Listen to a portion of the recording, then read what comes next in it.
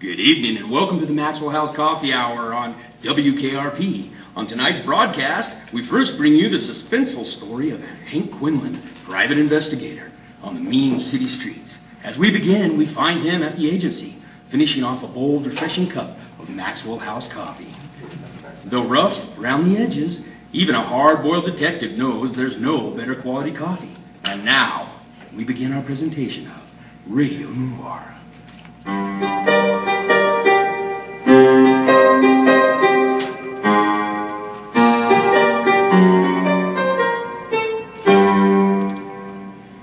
The night was so thick and cold you could have cut it with a knife and slapped it on a piece of toast.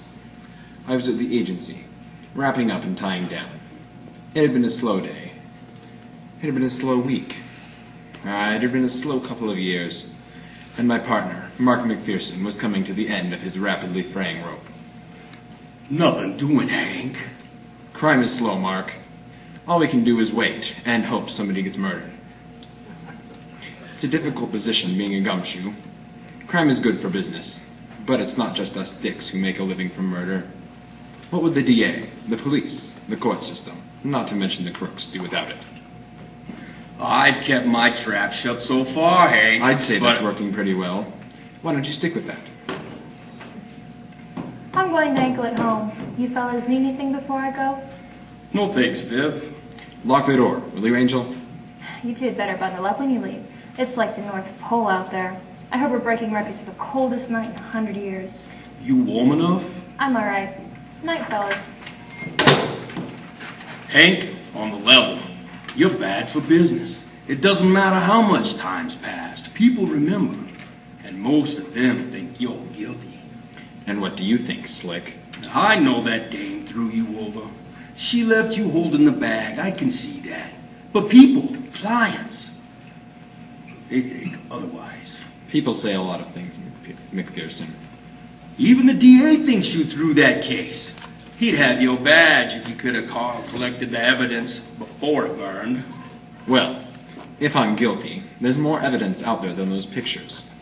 Say, why don't you go find it? Then I'll be out of your way for good. You could come visit me in San Quentin. Bring me lilacs to brighten my cell. Come off it, Hank. I know you're innocent, but nobody wants to hire a crook to solve their case. Crime is down in every major city. Even Chicago's hurting for some entertainment. And it's been slow a while now. What suddenly got you in a lather? That dame's coming back. I hear say she already is.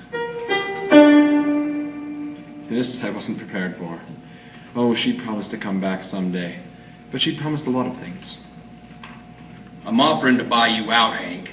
That's a better offer than you'll get anywhere else. If you think I'm selling out, you're about to be disappointed.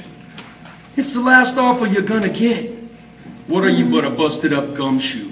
Nobody out there's gonna give you a square deal. Face it, you're a bad joke, without a punchline. And I'm your last chance. Your last friend. Can't you see that? I see that I need new friends. Hank, you're gonna hang yourself. Hello, Quinlan McPherson? Yeah, sure.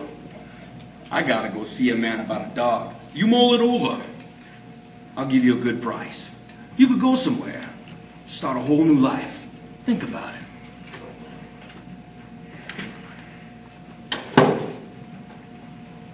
As far as I was concerned, Mark could go chase himself.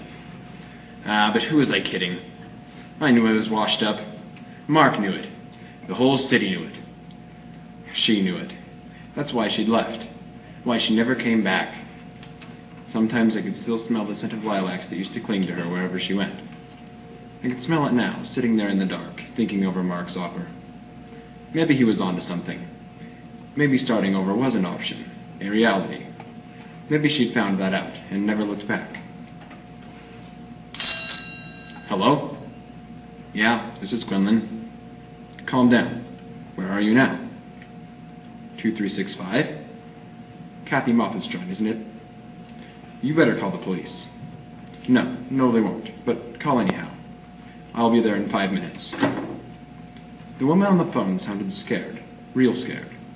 Nobody was dead yet, but she swore like a sailor it was coming.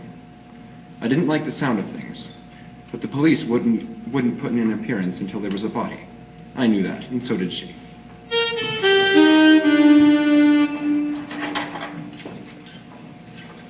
I thought you had to be American to run for office. Oh, I am an American. I just wasn't born here. So far, the governor refuses to comment, but I have my suspicions. Where's Margot? I hear this is the coldest night in nearly 100 years. Certainly has us bundled up. I've pulled out every fur I ever owned. So have I. It's terrible. What's so terrible? You know where Margot's gone to? No, dear, not Effie, really. What's so terrible? You can't really complain, can you? I can, and I will.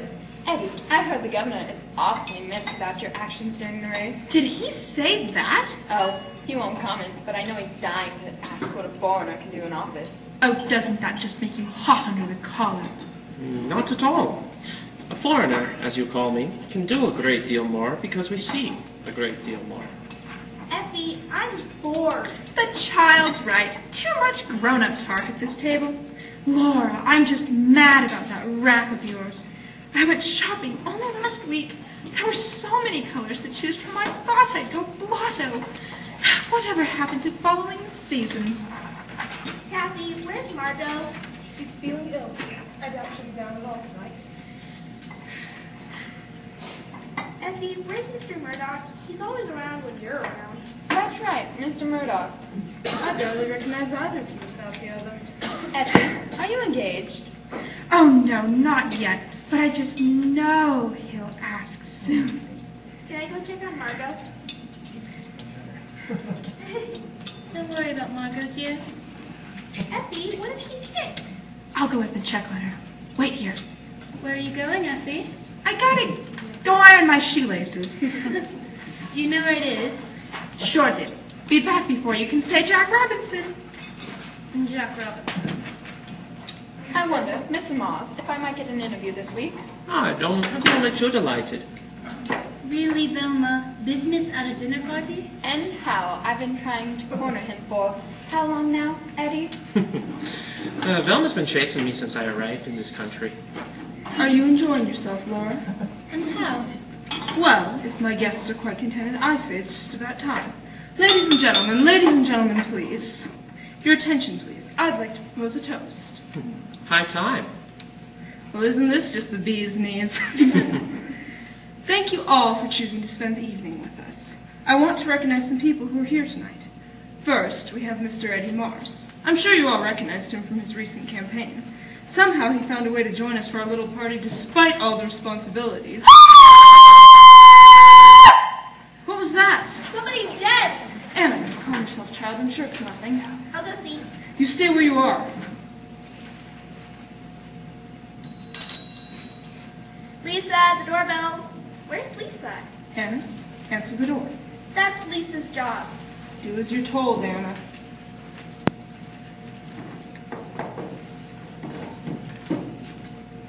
Good evening, miss.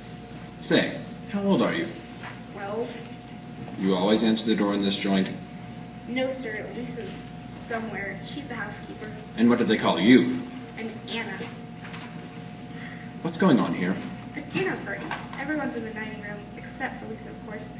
Nobody seems to know where she is. See here, Anna. I received rather a serious phone call. From here? No, from the house up the street. I just stopped in to beat my gums.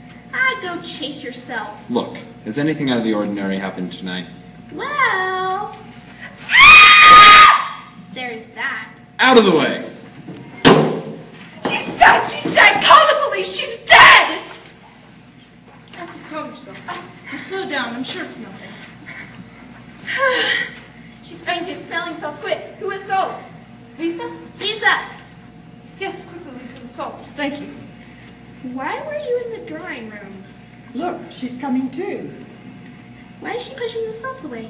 They don't smell very pleasant, dear. That's why they wake you up. Effie, what did you see? Who's dead? What? Oh! Effie, look at me. Miss, what did you see? Oh, it was awful. I saw her laid out across the floor.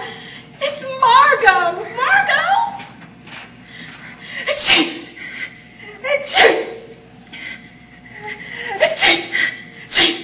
Are you ill, Effie? Too much powder!